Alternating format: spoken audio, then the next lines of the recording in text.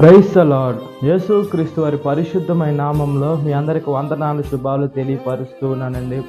దేవుడు శోధన కాలం నుండి తప్పించగల సమర్థుడండి. మనము ఈ లోకంలో సాతాను మనుషుల్ని శోధిస్తూ ఉంటుంది, నరకానికి తీసుకొని వెళ్ళాలని, లేదా మనల్ని యేసుక్రీస్తు వారు ఎంతగానో ప్రేమిస్తున్నారు కాబట్టి మనము తండ్రి దగ్గరికి వెళ్ళకుండా ఈ లోకంలో పాతాళానికి, కటిక చీకటికి, నరకానికి వెళ్ళాలని సాతాను ఈ లోకంలో సకల ప్రయత్నాలు చేస్తూ ఈ లోకానికి మనల్ని అట్రాక్ట్ చేయాలని, ఈ లోకానుసారమైనటువంటి జీవితం జీవించాలని సాతాను శోధిస్తూ ఉంటుంది. మన దేవుడైతే ఈ లోకానికి వచ్చి ఈ లోకంలో నుండి మనం ప్రత్యేకపరుచుకున్నారు. మనం ఈ లోకానుసారంగా జీవించేదానికి మనం అర్హులను కాదండి. దేవుడు మనం ఎన్నుకొన్నది ఆయన వాక్యానుసారంగా జీవించేదానికి, సర్వలోకానికి వెళ్ళి సర్వ సృష్టికి సువార్తని ప్రకటించేదానికి, అనేక ఆత్మల్ని రక్షించేదానికి యేసుక్రీస్తు వారు మనల్ని పిలుచుకున్నారు, కోరుకున్నారు. కాబట్టి మనము దేవుని వాక్యానుసారంగా జీవించే బిడ్డలుగా ఉండాలి.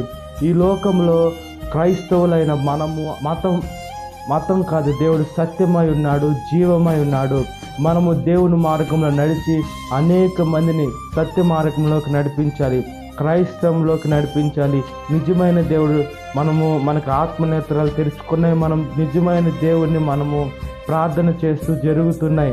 అదేవిధంగా ఇతరులకు కూడా బోధించేదానికి మనకి దేవుడు భాగ్యము ఇచ్చి మనల్ని ఎన్నుకున్నారు. కాబట్టి మనం ఆయన వాక్యానుసారంగా జీవించినట్లుగా ప్రార్థన.